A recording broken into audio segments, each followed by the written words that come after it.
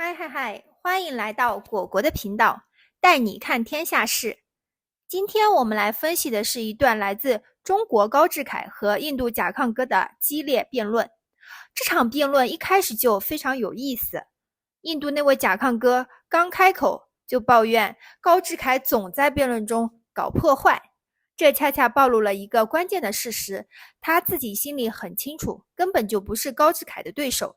在这场关于中印关系、反恐及比路支问题的辩论中，印度代表甲亢哥他的言论暴露出印度外交的典型矛盾，既希望拉拢中国合作，又无法摆脱对华敌视，同时极力为自身克什米尔及南亚的霸权行径辩护。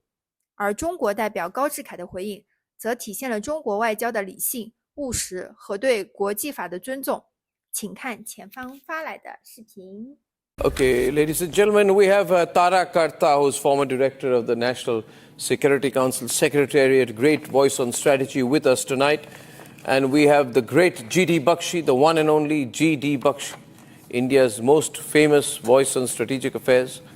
And we have Victor Gao, who's our pro-China voice, and he's vice president of the Center for China and Globalization, joining us from Singapore this evening. Mr. Gao, we want to have good relations with China, but you spoil it all the time.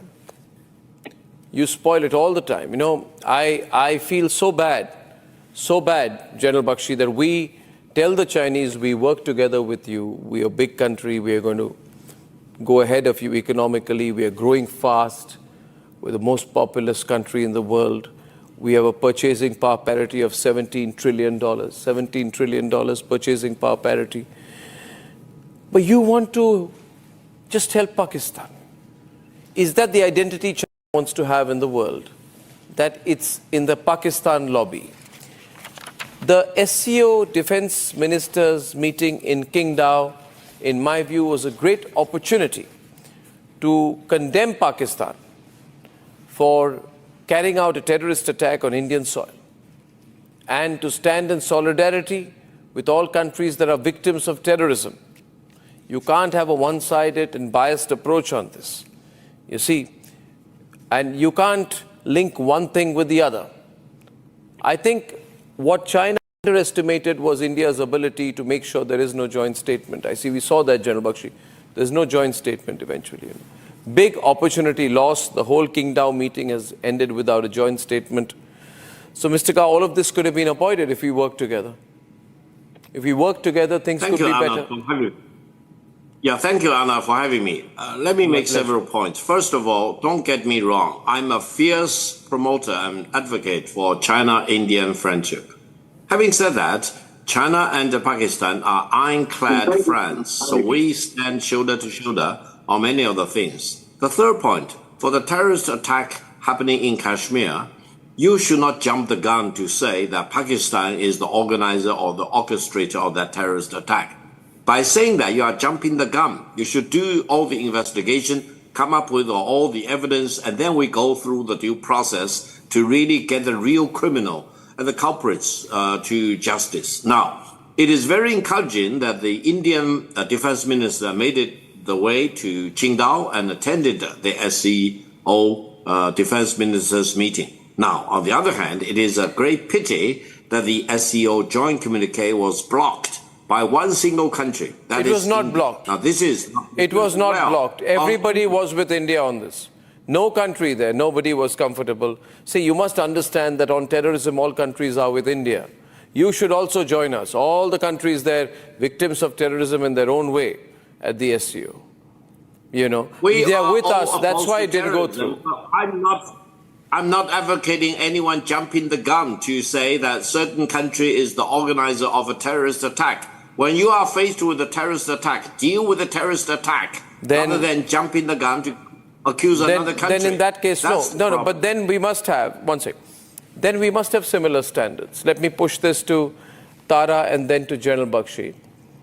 Dr. Tara Karta, in that case, why should we jump the gun on Baluchistan? Because China wanted a mention of Baluchistan. Baluchistan, the free people of Baluchistan, 2,700 people killed, murdered, raped, custodial killings, the kind of terrorism inflicted by the Pakistani army, and this is not something that wants to talk about. To blame India for what's happening in Baluchistan without having a shred of proof. In that context, Dr. Karta, Victor Gao wants to jump the gun. When it comes to India, he wants to jump the gun, it seems. Dr. Karta. I think it's very strange because one of the few things which unites SCO, which is a disparate set of countries, which the rationale for which I'm still able to not really understood what brings these countries together.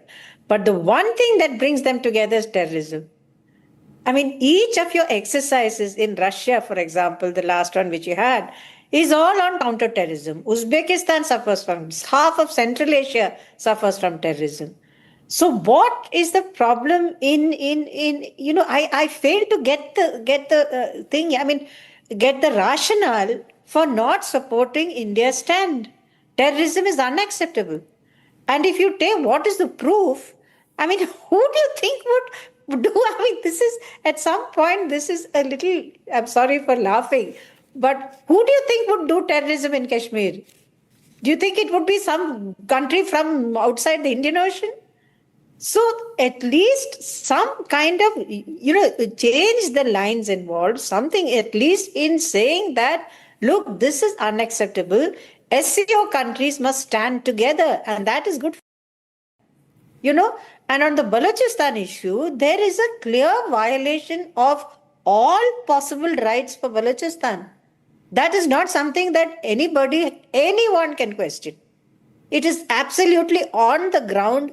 There have been, some of these people who have been jailed in Balochistan, the Baloch rights activists, have been nominated for peace prizes, worldwide Nobels, etc. So surely it is again to say that, look, bring some peace to Balochistan. I mean, you've got a CPEC going on there. Surely it is in your interest to bring peace to Balochistan and say, get their interests on board. You see, it's very sad. It's very sad. Victor Gao completely understands the point out here. General Bakshi, I keep telling Victor that, see, we are big countries. We're big countries. It's mutually beneficial for big countries to work together.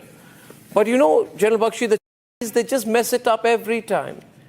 Rajnath Singh went and said in the SCO meeting that you must talk about the terrorist attack in Pahalgam. The Chinese went to the Pakistanis and said, do we have permission?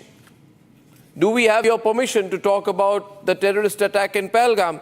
The Pakistanis said, obviously not, because we have carried out the terrorist attack. Then went and came and told us we would have liked to mention it, but Pakistan has not given us permission. The sad part in all of this is General Bakshi is demeaning itself by being so much part of the Pakistan lobby. Arnab, the greatest stumbling block in relations between India and is Pakistan. Way back in 1990, had given the design for the bomb to Pakistan. Yeah. They had provided enriched uranium for the first 4 or 5 bombs to Pakistan. The first test of the Pakistani bomb was carried out at Loch Non. Correct. Right? And thereafter, Arnab, 70% of Pakistan's tanks, artillery, jet fighters, submarines, Pakistan's frigates, missile frigates are all from, its jet fighters are all from, now wants to give them the 5th generation fighter, the first 5th generation fighter in South Asia. They are planning to give it to them at 50% concession.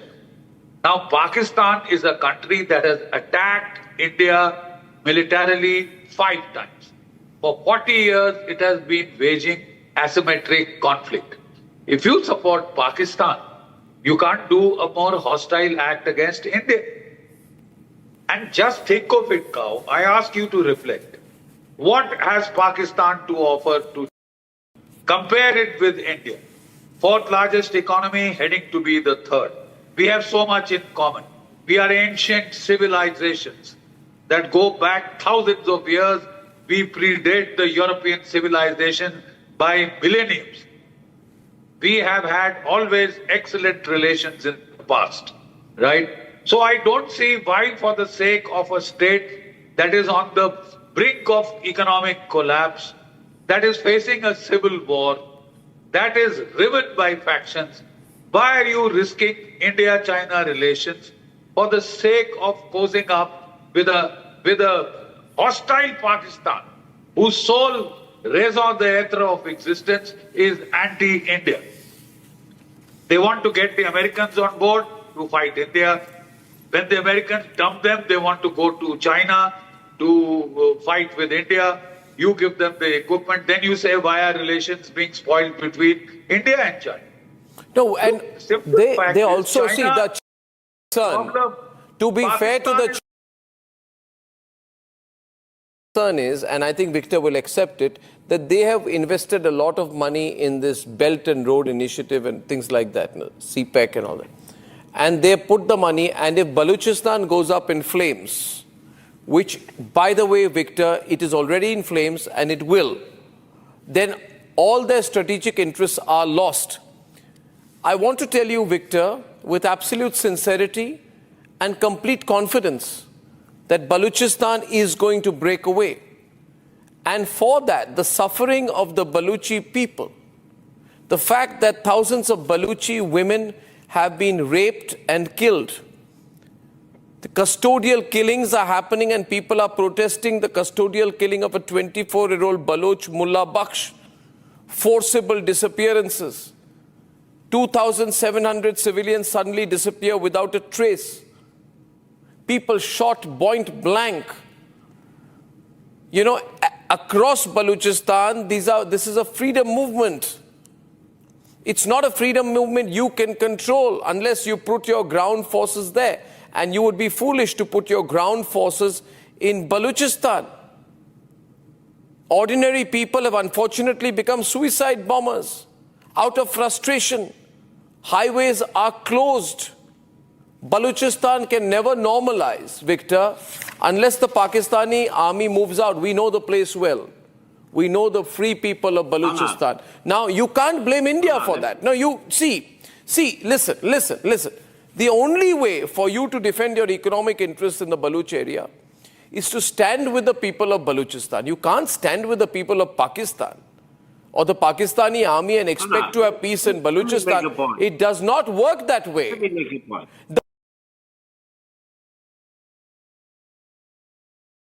Because they're colonizers. Let me make a point. The British left us. The Pakistani army are colonizers of Baluchistan. You can't blame us for it. We have nothing to do with it. Yeah. Are you finished? Yeah. Okay. Listen to me. First of all, I met with the governor of Baluchistan in Islamabad in November 2024. We had a good chat. He doesn't represent anyone. He's a puppet. No one. He doesn't represent anyone. He's not a governor. He can't go to Baluchistan. He lives in Islamabad. You tell me, Victor, he does not live in his Baluchistan. Second point. He doesn't live in Baluchistan. He lives in Islamabad. Don't interrupt me, Anand. Second point. Don't underestimate the strength and the resilience of Pakistan's sovereignty and integrity, territorial integrity.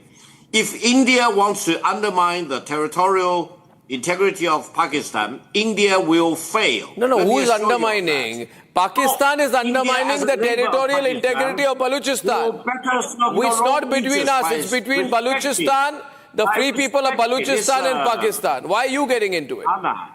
You come here to quarrel with me. You are not listening. Where is your ear? Where are your ears?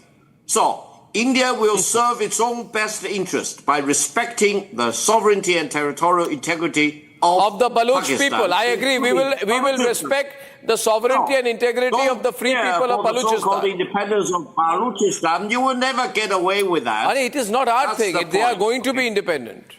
How many people said, Victor, listen, how many people said the Chinese will never be free? How many people said, how many people said Hong Kong will remain with UK?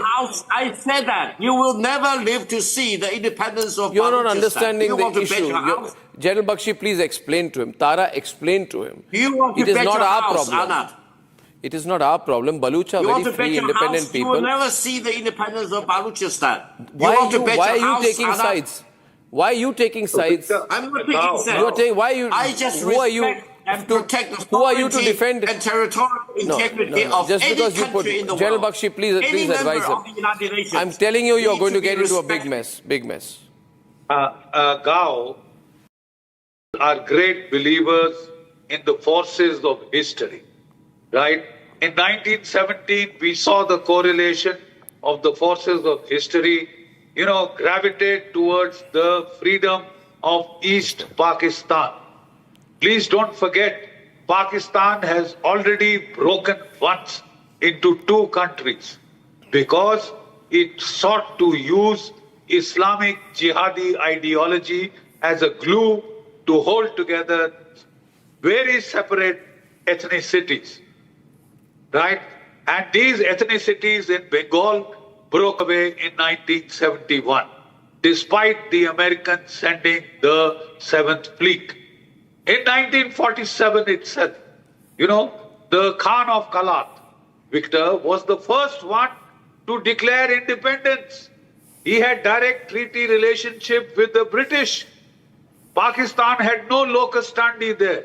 Muhammad Ali Jinnah was the lawyer for the Khan of Kalat when he declared independence. And the moment Muhammad Ali Jinnah became the Qaid-e-Azam in Pakistan, he marched in the Pakistan army. It is on a military conquest that Baluchistan was taken by force. How long can you keep a people suppressed by force? Could the Japanese suppress the people of China? Could they hold them I'm so down? happy you mentioned history. Both of us need to study history more. But allow me to mention, if you follow your logic, then someone may tell you that India, by your logic, may eventually break up into 7 countries. Do you want to see that happen? No, the thing is, it may be your wish, I'll tell you. It may be your wish, but I'll tell you one. I'll tell you one thing. See, please understand. Please, I request you to understand not to meddle into the internal affairs of Baluchistan. You have no right to interfere in the internal affairs of Baluchistan. They're a free people. And by the way, why do you want to? You have invested money with Pakistan, but why make it part of the SCO agenda? Why bring in your economic interests into the SCO agenda? There's a multilateral forum. We have Russia, Kazakhstan, Belarus, other countries. That's your problem. Your problems are not the world's problems, SCO problems. The raison d'etre of SCO is to fight against the terrorism of all shapes and forms and colors. But what about the terrorism of the Lashkar-e-Toiba? What about the terrorism of the Jaish-e-Mohammed? What about the terrorism that killed 27 people in Pahalgam, Victor? Don't be a hypocrite. You're nailed today. The loudness of your voice doesn't mean you are reasonable. Well, what do you feel about the Lashkar-e-Toiba? Calm down as an entity. Why are you? I'm very calm, yaar. I'm very calm. Why have you blocked the UN Security Council resolution on the Lashkar-e-Toiba? Why have you blocked the UN Security Council resolution on Lashkar-e-Toiba? Are they aligned to you? Aren't you ashamed that you're supporting terrorist groups openly nowadays? Is this what China exists as a country to do? You want to support terrorism. China as a sovereign country has full right to decide whatever it wants to decide. Of course, you have a few. Yeah. And you just listen. Yeah, so you have no reason GD Bakshi nation. Anyway. Victor Gao are a very pragmatic people. May I, in all sincerity, advise that it would be in your interest to make an outreach to the people of Baluchistan. Yes, well said. Safeguard your investment. You must safeguard your massive investments that you have made in the region. You see, and to safeguard your interests, it would be better for you to also make an outreach to the Baluch people who ultimately own the resources of Baluchistan. They have unfortunately been treated like a colony, exploited, their minerals taken away, their gas taken away, sold. Not a penny has been given to them. No development has been done. Your people are there in Baluchistan. How much development have you seen there? any development worth the name, people are picked up now from the streets. Okay. They are tortured and then dropped from helicopters in their home villages and towns, their bodies. Very bad. How long Okay, can this Victor, go on? please change your ways. I'm telling you, it's good for China. We can work together in the long term in our mutual interest then. Thank you for mentioning it. But China will respect Pakistan as any other member of the United Nations, respecting its full sovereignty. Yeah, and but you know, territorial you are becoming, No, you are being used by the Pakistanis. You are being used by the Pakistanis. You are not going to end up very badly, Victor. On this, I disagree with you. Please support the free people of Baluchistan. I wish we could have worked together. I thank you. 视频看完了，印度立场的根本矛盾，机会主义以双重标准。印度代表一方面宣称支持中印友好，另一方面却无端指责中国偏袒巴基斯坦，甚至试图将俾路支问题国际化，以削弱巴基斯坦。这种逻辑的荒谬性在于，在反恐问题上搞双标。印度要求国际社会支持其反恐立场，却对巴基斯坦遭受的恐怖主义视而不见，甚至暗中支持俾路支分离势力，破坏地区稳定，对华政策摇摆不定。印度既想从中国经济合作中获益，又因战略焦虑而追随美国遏制中国，导致其外交缺乏连贯性，霸权心态暴露。印度代表对俾路支问题的干涉言论，恰恰印证了印度长期对南亚小国的霸权行径，如不丹、尼泊尔的操控。中国立场的核心原则性以战略定力。高志凯的回应体现了中国的外交三大原则：尊重主权，以不干涉内政。中国坚持通过对话解决克什米尔问题，反对印度单方面定性恐怖袭击，并强调巴基斯坦的主权完整。反恐需公正，而非政治化。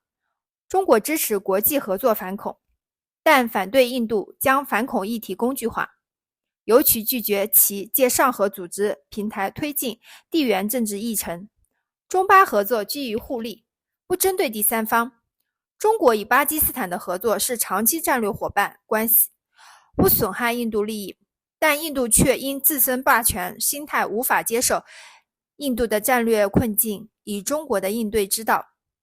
印度代表的激烈言辞反映其深层焦虑，无法摆脱对巴基斯坦的执念。印度将巴基斯坦视为树敌，导致其外交政策被情绪主导，难以理性看待中巴合作。经济依赖与战略野心的矛盾，印度既想借助中国投资发展经济，又担心中国影响力增强，这种矛盾使其难以制定清晰的对华战略。